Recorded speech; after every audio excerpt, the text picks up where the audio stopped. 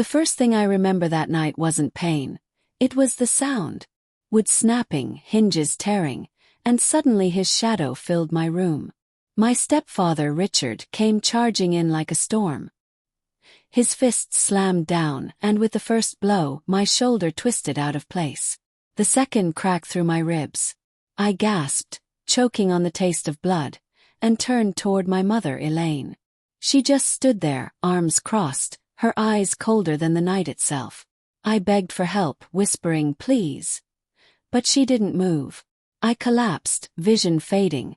The last sound before darkness was Richard's laughter. But here's what they didn't understand. If they wanted me destroyed, they should have finished me that night. Because what came next would leave even the police horrified. Richard hadn't always been a monster. When he first entered our lives, he played the role of savior. He smiled at Elaine like she was the only woman on earth. He bought me little gifts, asked about my classes, promised to be the father I never had. I wanted to believe him. For a while I thought maybe we'd finally found peace. But masks don't last forever. His slipped faster than I ever imagined. The shouting came first, then the drinking, then the slaps. And always, my mother's silence.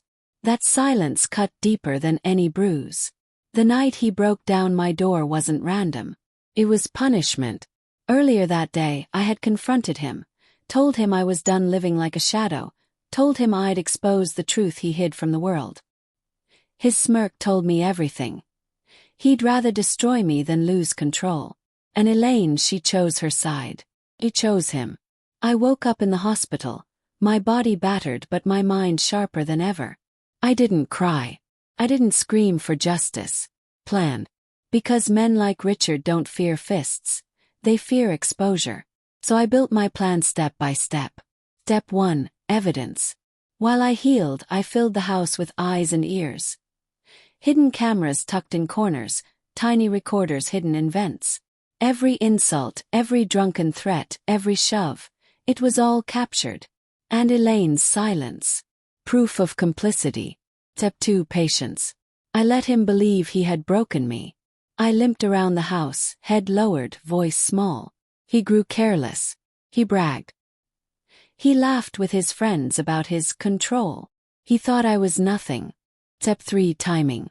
The police had ignored me before, but this time I was ready.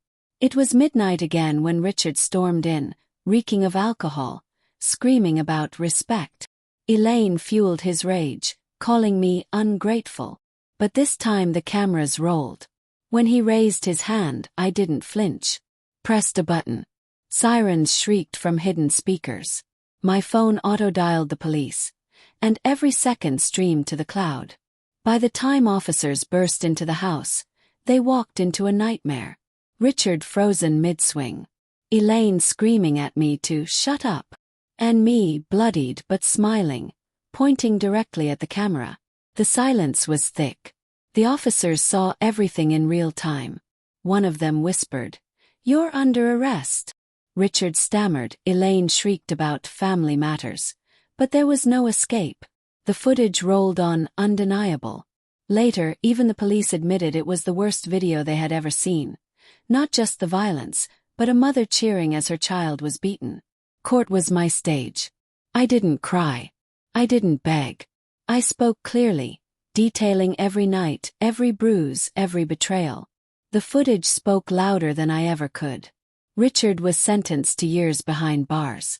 Elaine charged as an accomplice. For neglect, for endangerment, for silence that made her just as guilty. The silence she wore like armor became the very chain that dragged her down. People ask me if I feel guilty.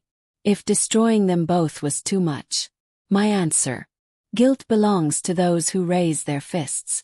Guilt belongs to those who stay silent. Me. I feel nothing but freedom.